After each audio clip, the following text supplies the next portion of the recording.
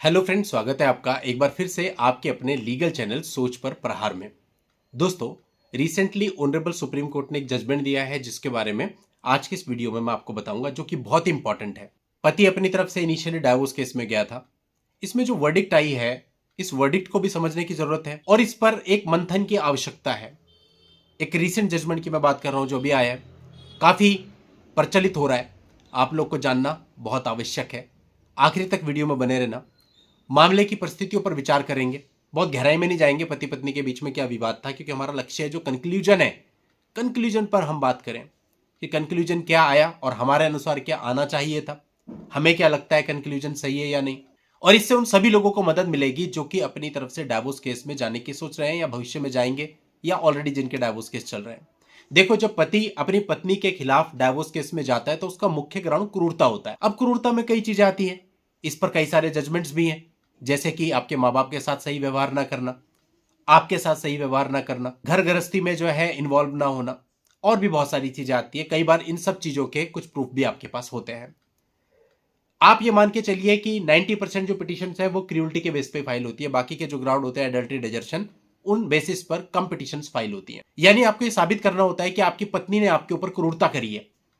तो इस मामले में भी जो पति ने पिटीशन फाइल करी थी वो क्रूरता के आधार पर ही करी थी। अब उसको ये साबित करना था मेरी पत्नी ने मेरे ऊपर क्रूरता करी है। अब इससे आपको यह भी जानने को मिलेगा कि जो डाइवोर्स का केस आप फाइल करते हैं उसमें ड्राफ्टिंग में क्या चीजें इन्वॉल्व करनी चाहिए और किन चीजों से आपको बचना चाहिए। वीडियो बहुत इंपॉर्टेंट रहेगा, आखिरी तक वीडियो में बने रहिएगा। अभी तक भी चैनल को सब्सक्राइब नहीं किया है तो चैनल को सब्सक्राइब जरूर कर लें, क्योंकि इस प्रकार के वीडियो निरंतर हम आपके लिए लाते रहते हैं। साथ ही हमने मेंबरशिप प्रोग्राम भी स्टार्ट किया हुआ है। जो भी सीरियसली अपने केसेस को लड़ना चाहते हैं, वीडियोज के अलावा और अपडेट लेना चाहते हैं, वो लोग हमारे मेंबरशिप प्रोग्राम से भी जुड़ सकते हैं, जिसके लिए जस्ट आपको ज्वाइन के बटन पर क्लिक करना है। मेंबरशिप के ऑप्शन मिल जाएंगे, मेंबरशिप ऑप्ट करनी है, उसके बाद आप मेंबरशिप के सभी लाभ उठा सकते हैं। इस मामले में 2017 में दोनों पक्षकारों की शादी हुई थी।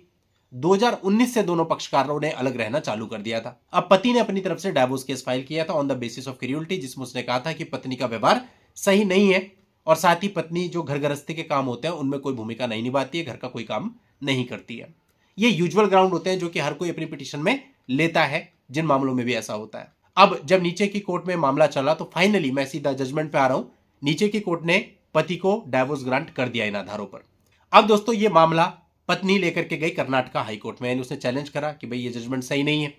कर्नाटका हाईकोर्ट ने इस पूरे मामले को देखा और कर्नाटका हाईकोर्ट ने इस जजमेंट को पलट दिया, मतलब सेट असाइड कर दिया। अब पति इस जजमेंट से क्षुब्ध हुआ और क्षुब्ध होने के बाद अब फाइनली ये मामला पहुंचा ऑनरेबल सुप्रीम कोर्ट, और यहां पर ऑनरेबल सुप्रीम कोर्ट को तय करना था कि इन आधारों के बेस पे पति को जो डाइवोर्स मिला है वो सही था या फिर हाईकोर्ट ने उस फैसले को पलट करके ठीक किया है। इस मामले में पति और पत्नी दोनों ही सरकारी शिक्षक के पद पर तैनात थे, कार्यरत थे, यानी दोनों नौकरी करते थे सीधी लैंग्वेज में। अब यहां पर कोर्ट ने काफी सख्त टिप्पणियां करी। पहले मैं आपको टिप्पणियां बताता हूं, फिर हम इसको एनालाइज करेंगे। तो सबसे पहले कोर्ट ने यहां पर कहा कि आपने जीवन संगिनी से शादी करी है, किसी काम वाली से नहीं। साथ ही घर के सभी कामों में आपको भी बराबर की भागीदारी करनी होगी, चाहे वो खाना बनाना हो, चाहे कपड़े धोना हो और चाहे धुलाई हो। आज का समय बदल चुका है और हाईकोर्ट ने जो अपना फैसला पलटा वो बिल्कुल ठीक किया। ये कोर्ट की टिप्पणी थी, यानी कोर्ट ने कर्नाटका हाईकोर्ट के द्वारा फैसले को पलट दिए जाने को सही माना। अब दोस्तों, ये तो कोर्ट की वर्डिक्ट हो गई, एक अलग बात है। अब हम बात करते हैं कि हमारी सोच इस पर क्या कहती है। देखिए, हम ये मानते हैं कि आज का समय बदल चुका है, पहले की तरह नहीं रह गया। पहले ये होता था कि पति बाहर जाके काम करेगा और पत्नी घर में खाना बनाएगी और घर के सारे काम निभाएगी, वो उसकी जिम्मेदारी है। लेकिन आज के समय होता है पति पत्नी दोनों काम कर रहे होते हैं।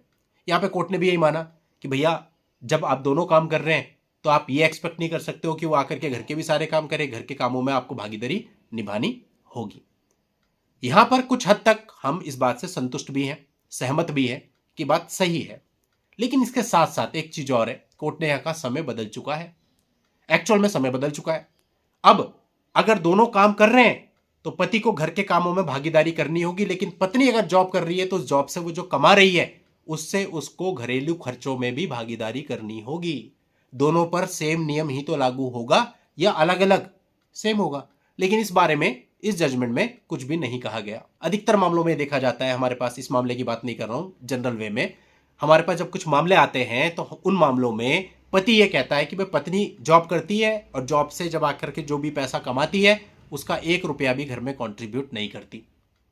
कहती है माई इनकम माई रूल, और जो उसका पैसा होता है वो या तो अपने मायके वालों को भेजती है या खुद पे स्पेंड करती है, फॉरेन ट्रिप मारती है, लेकिन घर में किसी तरह की भागीदारी नहीं करती और पति जो कमा के लाता है उसी से पूरा घर चलता है।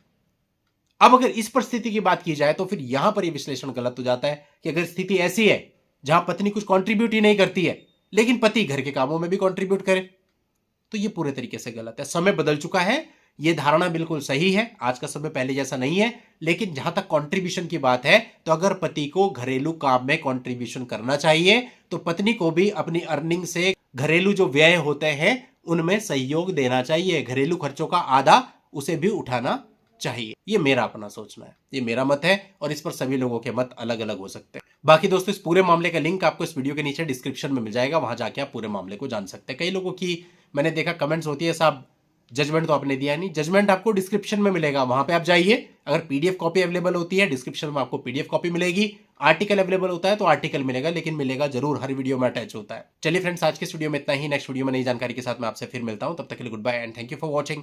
Take care.